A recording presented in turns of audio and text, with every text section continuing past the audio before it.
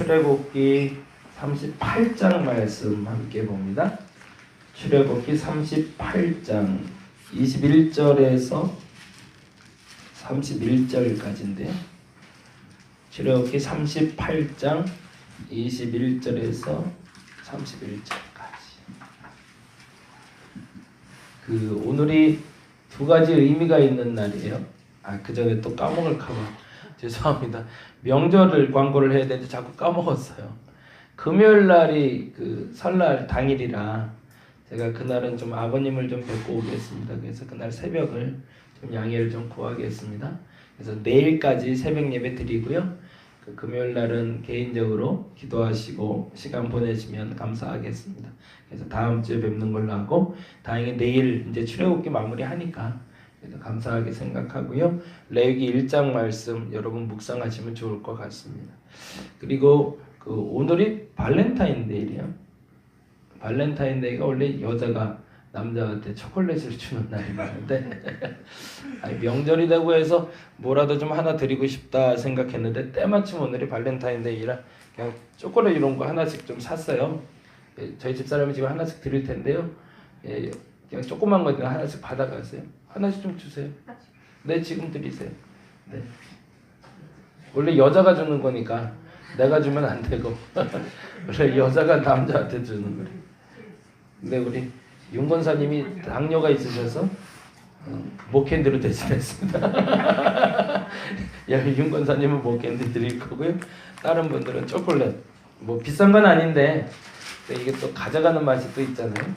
그래서 하나씩 작은 교회니까 가능한 거고 사람이 많아지면 쉽지 않을 수는 있겠는데, 그래서 설날이라 원래 설날 선물을 하나씩 드리려고 그랬는데 그렇게보다는 이게 또 나을 것 같아서.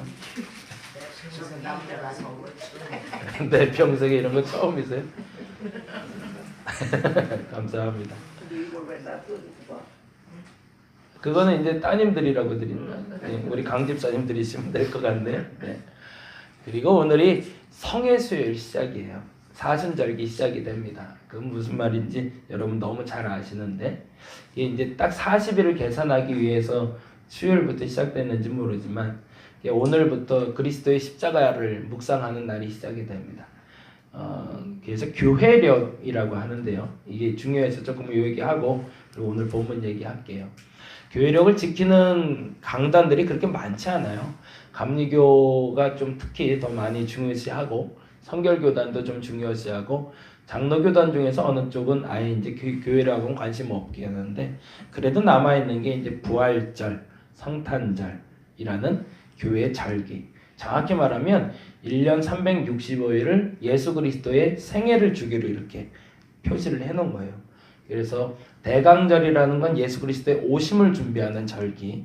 그래서 성탄절기 전에 4주간을 얘기하고요. 성탄절 이후에는 주현절이라 그래서 예수께서 오셨다. 그래서 1월 1일부터 주현절을 지킵니다. 주현절기 동안을 끝나고 나면 사순절기가 시작되고요. 사순절이 끝나고 나면 오순절 성령 강림절이라고 부르는 성령 강림절이 있고, 이후에 다시 한번 우리 주현절 대강절까지의 기간을 또 보내게 돼 있어요. 그래서 교회력은 원래는 매주 말씀들이 따로 있고요. 강단 색깔이 정해져 있습니다. 그래서 이제 주현절 기간에는 우리가 녹색은 성장을 상징해요. 색상으로 보자면. 근데 이 성막에도 청색실, 자색실, 녹색 이 색깔들이 있잖아요. 그 유사성이 좀 있어요. 그래서 오늘도 이제 강단보를 바꿨는데 제가 가려서 안 보이죠. 보라색, 자색이라고 그러죠. 보라색은 그리스도의 위엄, 그리스도의 왕되심에 대한 상징을 됩니다. 사순절기 시작부터는 이 보라색으로 바뀌게 돼 있어요. 그래서 어제까지는 잘 보신 분들은 기억나죠? 어제까지는 녹색이었죠. 어제까지 녹색이었고 오늘부터 이제 보라색으로 들어가게 됩니다. 이 기간이 언제까지냐면 부활절까지. 그리고 부활절과 성탄절은 주께서 오신 날을 기념하기 위해서 흰색을 사용합니다. 흰색은 성결을 상징하고요. 그래서 부활절의 기쁨을 맛보고 성탄절의 기쁨을 맛본다고 해서 흰색. 그리고 나머지 절기에는 녹색. 그리고 성령 강림절에는 빨간색을 사용을 합니다. 주의 보혈을 상징하는 빨간색 강단벌을 사용하게 됩니다. 청색, 자색, 홍색, 흰색 실로 성막을 꾸미잖아요. 그것도 똑같은 의미를 갖고 있습니다.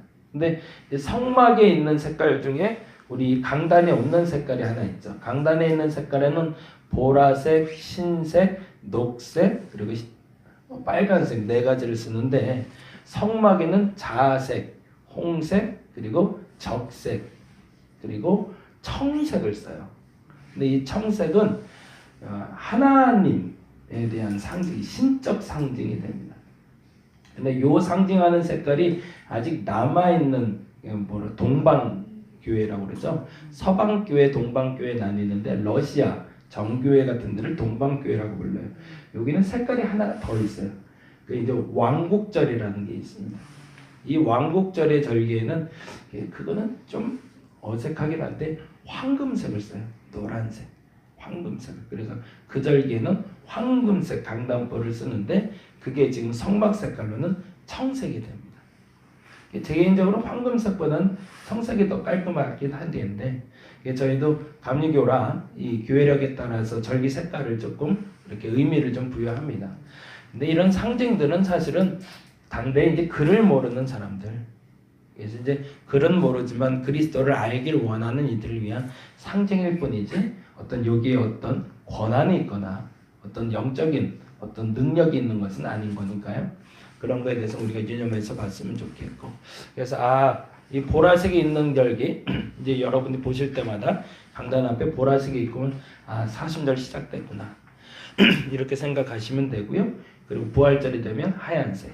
그리고 참고로 말씀드리면 이 사순절기 동안은 원래는 이제 뭐 유래가 정확하진 않지만 매 한 끼 정도 금식을 하거나 아니면 본인들이 할 수 있는 가장 좋아하는 것들 중에 하나를 끊는 시간을 가져요. 그래서 초콜릿 좋아하는 사람들은 초콜릿을 안 먹고, 아이들 중에 TV 좋아하는 애들은 TV 안 보기, 담배 피는 사람들은 요 기간 동안만이라도 담배 안 피기. 그래서 금욕과 절제 기간을 통해서 그리스도를 묵상하는 절기를 보내는 것이 사순절기 기간입니다. 오늘부터 한번 생각하셔서 여러분이 내가 이거가 도저히 못 끊는데, 요즘 이제 아이들에게는 핸드폰이 되겠죠. 핸드폰 이거 나 안 해야겠다. 뭐 이렇게 좀 하면 훨씬 더 좋은 경건한 기간 보낼 수 있고요. 한 가지만 더 팁으로 말씀드리면 카니발이라는 브라질의 큰 축제잖아요. 우리가 알고 있는. 근데 이 카니발 축제는 사실은 이 사순절기 고난절 전주간을 얘기합니다. 그건 무슨 말이냐면 금욕 생활이 시작되는 고난절기에는 고기를 먹지 못하게 돼 있었어요. 과거에. 이게 참 사람들이 얄팍해요. 고절기는 고기 못 먹으니까 전까지 먹고 죽자는 거예요. 그래서 마음껏 먹고 즐기자. 근데 그게 도를 좀 지나친 거죠. 그래서 여자들이 너무 그러고 있고 막 그때 그러니까 그런 성에 대한 용품들이 제일 많이 팔린다고 그러잖아요. 이 타락의 근원이라고 그랬는데 사실은 그건 죽은 그리스도 문화죠. 그리스도교의 문화인데 카니발 문화는 사실은 이 경건 생활을 시작하기 전에 절제 생활 전에 좀 준비하자는 절기가 원래 카니발 절기였습니다. 근데 그게 어떤 축제 문화로 변했죠. 그리고 또 하나 말씀드리면 사순절기의 계산은 주일은 빠집니다. 월, 화, 수, 목, 금, 토까지만 들어가요. 왜냐하면 주일이라는 날은 주께서 오신 날을 얘기하는데 그날까지 금욕할 필요는 없다는 거예요. 그래서 주일날은 암울하고 슬프게 보내는 게 아니라 월요일부터 토요일까지는 경건하게 보냈다가 주일날은 기쁨을 같이 나누는 날로 보내게 되어 있습니다. 그래서 계산을 해보시면 오늘부터 부활절이 4월 1일이 됩니다. 그때까지는 여러분이 하나씩 금식을 한번 절제를 해보시고 그리고 부활절기를 맞이할 수 있는 분들이 되었으면 좋겠습니다. 자, 38장 21절에서 31절까지 같이 한번 볼까요? 앞에 서두가 조금 길었나요? 네. 21절부터 31절까지 같이 한 목소리를 읽겠습니다. 성막 곧 증거막을 위하여 레위 사람이 쓴 재료의 물목은 아론의 아들 이다말이 모세의 명령대로 계산하였으며 유다 지파 홀의 손자요 우리 아들인 부살렐은 여호와께서 모세에게 명령하신 모든 것을 만들었고 단 지파 아히사막의 아들 오홀리압이 그와 함께하였으니 오홀리압은 재능이 있어서 조각하여 또 청색, 자색, 홍색 실과 가는 배실로 수놓은 자더라. 성소 건축 비용으로 들인 금은 성소의 세겔로 29달란트와 730세겔이며 개수된 회중이 들인 은은 성소의 세겔로 100달란트와 1775세겔이니 20세 이상으로 60만 3,550명인 즉 성소의 세겔로 각 사람에게 은 한 배가 곧 반세겔씩이라. 은 100달란트로 성소의 받침과 휘장문의 기둥 받침을 모두 100개를 부어 만들었으니 각 받침마다 한 달란트씩 모두 100달란트요 1775세겔로 기둥 갈고리를 만들고 기둥 머리를 싸고 기둥 가름대를 만들었으며 드린 놋은 70달란트와 2400세겔이라. 이것으로 회막문 기둥 받침과 놋제단과 놋그물과 제단의 모든 기구를 만들었으며 뜰 주위의 기둥 받침과 그 휘장문의 기둥 받침이며 성막의 모든 말뚝과 뜰 주위의 모든 말뚝을 만들었더라. 아멘. 아까 여기 설명드린 게 23절에 나오죠. 23절에 보니까 이렇게 나오네요. 단지파 아히사막의 아들 오홀리압이 그와 함께하였으니 오홀리압은 재능이 있어서 조각하며 또 청색, 자색, 홍색 실과 가는 배실. 청색은 아까 말한 하나님의 권위를 상징하고 자색은 보혈을 자색은 위엄, 그리스도의 위엄, 왕대심을 상징하고 홍색, 빨간색은 보혈, 가는 배실이라고 되어 있는데 배 색깔은 흰색이죠. 흰색은 성결을 상징하게 되어 있습니다. 그래서 그렇게 상징에 대한 색상이 있다 정도 아시면 좋을 것 같고요. 그 37장부터 38장까지는요. 지난번에 여러분이 기억하시겠지만 모세가 시내산에서 봤던 것이 실제가 되는 사건입니다. 이게 그래서 사실은 우리가 이렇게 안 봐서 그런데 얼마나 모세가 깜짝 놀랐을까 싶어요. 왜냐면 내 눈에 본 대로 눈앞에 펼쳐지니까. 만들려고 하긴 했죠. 근데 잘 이게 가늠이 안 되실 수도 있는데 요한계시록에서 요한이 본 거를 만일에 저에게 설명해 준다고 한다 한들 그걸 제가 똑같이 만들 수 있을까? 거의 불가능할 거예요. 근데 모세가 본 그대로 오홀리압과 부살렐이 똑같이 만들어냈다는 거예요. 야, 그러니까 얼마나 대단한 건지 몰라요. 누군가가 꿈을 꾸고 근데 그 꿈이 하나님의 꿈이었고 그 꿈이 눈앞이 펼쳐지게 할 수 있다면 그것처럼 행복한 게 없지 않을까. 근데 사실은 교회가 할 일이 그거죠. 목회자가 꿈을 꿔야 된다라는 게 말하는 게 아니에요. 그 누군가는 교회에서 그 꿈을 받아야 됩니다. 교회를 하나님이 어떻게 만들어가고 싶은지. 교회가 작은 교회일수록 그 일을 더 분명히 해야 되고요. 큰 교회는 큰 교회답게 그 일을 감당해야 됩니다. 그리고 하나님이 보여주신 그 꿈대로 그것이 아주 작은 것이라 할지라도 지난번에 말씀드린 대로 검소하고 그러나 구별될 수 있는 그 성소를 지어갈 수만 있다면 그것이 진짜 하나님께 영광 돌릴 수 있는 도구가 되는 거죠. 그 얘기는 이제 내일 다시 한번 드릴 거고요. 그러고 나서 이제 순서를 다시 한번 설명을 드리는데 그가 본 대로 그러니까 아마 모세의 시선은 그렇게 됐던 것 같아요. 그러니까 이렇게 클로즈업 되듯이 그 성막의 맨 정중앙부터 시작해서 이제 쫙 나오면서 하나님이 설명해 주신 거죠. 뒷걸음질 쳐서 나가는 건데 37장에 보니 37장에 1절부터 9절까지 여러분 성경에도 아마 표시가 다 되어 있을 것 같은데 1절에서 9절까지가 뭘 만든 걸로 되어 있죠? 언약궤 만든 걸로 되어 있죠. 언약궤. 우리말로 법궤입니다. 근데 그 법궤에 뭐가 들어갔는지는 모세는 이때까지도 몰랐어요. 나중에 만나, 그리고 쌍난 아론의 지팡이, 그리고 십계명이 이 안에 들어가게 되죠. 그래서 이 언약궤가 1절에서 9절 만드는 법, 그리고 10절에서 16절까지는 언약궤를 나를 수 있는 상을 만듭니다. 언약궤는 사람이 만지면 안 되잖아요. 나중에 이제 다윗 얘기 볼 때 나오지만 누군가가 이렇게 웃사라는 사람이 만지다가 죽잖아요. 이건 손으로 만지게 돼 있질 않아요. 언약궤는 상으로 들고 가게 돼 있습니다. 그래서 그 상을 만드는 장면이 10절에서 16절까지고요. 그러니까 옛날에 양반들 지고 다니던 그 상 생각하시면 될 것 같아요. 그러니까 어깨에 메고 가는 상, 그거 상상하시면 될 것 같고, 17절부터 24절까지가 등잔입니다. 요거는 조금 더 상상을 하셔야 되는데, 지성소 안을 보면 법궤가 들어가는 공간이 있고요. 법궤가 들어가고, 법궤 들어가는 공간에 휘장이 하나 쳐 있어요. 그리고 그 휘장 안에는 대제사장만 들어갈 수 있고, 그 바깥으로 떡잔이 있고 금잔이 있고, 그러니까 등잔, 초 키는 데가 있고 떡잔이 있고 분향단이라고 향을 피우는 게 있어요. 향 피우는 게 정중앙에 있고, 이쪽으로는 떡잔, 이쪽으로는 그 초를 키게 돼 있었습니다. 그 얘기를 하는 건데, 17절부터 24절까지가 이게 그 등잔, 그러니까 항상 불을 밝혀야 되는 기름잔을 얘기하는 거고요.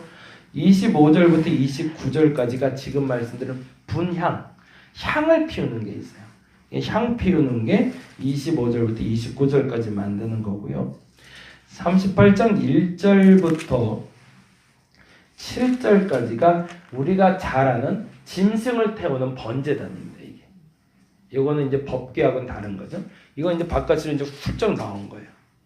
그래서 이제 그 지성소 안에 있던 얘기를 지금 제가 38장 29절, 37장 29절까지 말씀드렸고요. 38장부터는 성소 안에 있는 물건들, 지성소가 아니라 성소 안에 있는 물건들인데, 번제단이 있고, 그리고 8절에 물두멍, 이건 여인들의 거울로 만들었다고 그러죠. 물두멍, 이게 손 씻는 물두멍이라는 것이 있고요. 그러고 나서 성막 울타리를 만들어서 성막을 완성하는 것이 9절에서 20절까지가 됩니다. 여기까지가 이제 성막이 완성된 거예요.